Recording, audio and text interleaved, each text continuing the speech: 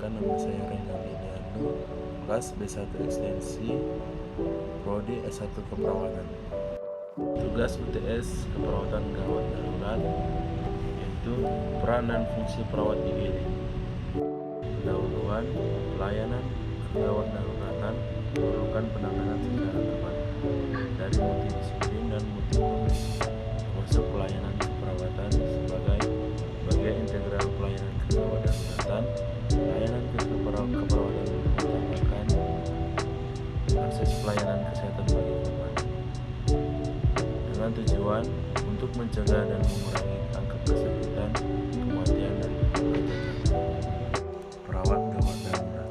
Perawat merupakan orang terdekat dengan pasien, paling mengetahui perkembangan kondisi pasien dari awal ke gawat daruratan, bertanggung jawab mulai dari awal tindakan yang dilakukan sampai pendokumentasian, berpikir cepat dan memiliki inisiatif yang tinggi.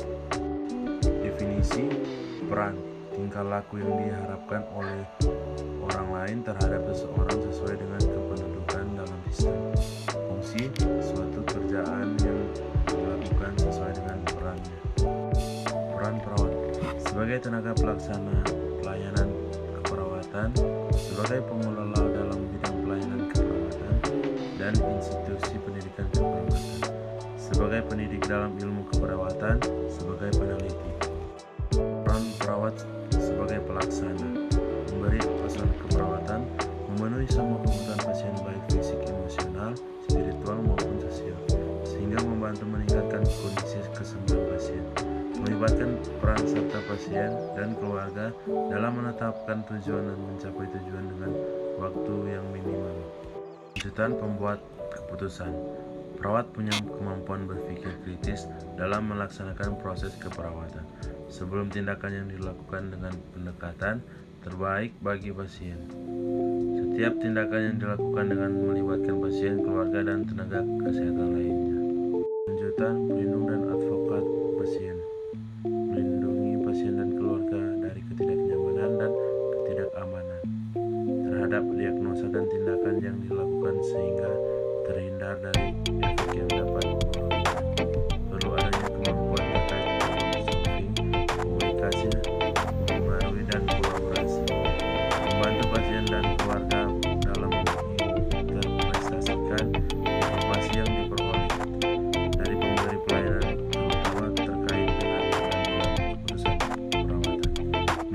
Melindungi hak pasien, terutama terkait hak atas pelayanan yang baik, hak memperoleh informasi, hak privasi, dan lain-lain.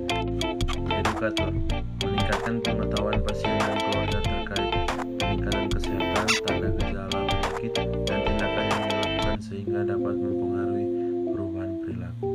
Menggunakan metode pengajaran yang sesuai dengan kemampuan dan kebutuhan pasien dengan melibatkan keluarga prosesnya. Koordinator melakukan perencanaan dan pengorganisasian dengan melibatkan seluruh tim kesehatan sehingga tindakan yang akan dilakukan sesuai dengan kebutuhan pasien. Kolaborator perawat bekerja sama tim kesehatan lainnya dalam mengidentifikasi masalah pasien serta menentukan dan melaksanakan tindakan sesuai dengan kebutuhan pasien sesuai pendapat dan diskusi tim. Peran perawat konsultan sebagai tempat konsultasi terkait masalah dan tindakan yang akan dilakukan pada pasien. Fungsi perawat: fungsi independen, fungsi mandiri berkaitan dengan pemberian asuhan atau care. Fungsi kedua, fungsi dependen, fungsi yang didelegasikan sepenuhnya atau sebagian dari profesi lain. Ketiga, fungsi kolaboratif, kerjasama saling membantu dalam program kesehatan. Perawat sebagai anggota tim kesehatan. Fungsi independen juga sebagai tuan rumah yang baik bagi pasien, keluarga, dan tenaga kesehatan lain. Melaksanakan proses asuhan keperawatan, melaksanakan kebijakan dan prosedur yang berlaku di RS atau IGD sebagai komunikator, menjaga dan merawat kebutuhan alat sehingga agar siap pakai. Sebagai operator untuk alat kedokteran, EKG, defibrilator, nebulizer, monitor jantung, dan lain-lain. Sebagai pemberian asuhan keperawatan 24 jam selama di IGD secara terus-menerus dan berkesinambungan. Kemampuan minimal petugas UGD: membuka dan membebaskan jalan nafas atau airway, memberikan ventilasi dan oksigenasi atau breathing. Ketiga, memberikan sirkulasi artifisial dengan jalan meses dan tembok luar atau sirkulasi. Yang keempat, menghentikan perdarahan walau tidak transportasi, pengenalan dan penggunaan obat resusitasi, membuat dan membaca rekaman EKG, melakukan triase, mampu mengatasi masalah pasien, shock, gagal nafas, gagal jantung, paru, otak, kejang, koma, dan sebagainya, melakukan pencatatan dan pelaporan dari pemberian ASKAP, mampu berkomunikasi dengan baik. Sekian, terima kasih. Selamat datang di Fakultas Keperawatan Universitas Pembangunan Indonesia Manado. Kampus asri dan elegan yang berdiri sejak tanggal 20 Januari tahun 2009, saat ini memiliki 2 program studi. Program studi ilmu keperawatan dengan gelar sarjana keperawatan dan program studi profesi nurse dengan gelar nurse. Menjadi nurse profesional adalah impian dan harapan banyak orang.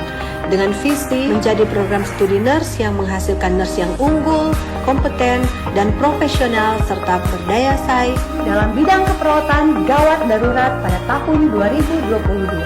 Kami memberi diri untuk mendidik perawat-perawat pemula dengan bekal ilmu, keterampilan, dan sikap profesional keperawatan tanpa memandang bulu. Kami telah mengasah diri kami dengan pendidik berkelanjutan bahkan kompeten di bidang masing-masing. Bagi putra-putri bangsa yang rindu untuk mengabdi dirinya melayani negeri, melayani orang-orang yang membutuhkan pertolongan dalam bidang kesehatan khususnya keperawatan, jangan ragu-ragu, tetapkan pilihan Anda dengan semangat. Baku-baku bantu, baku backing pandai. Kami siap mencetak Anda menjadi nurse profesional.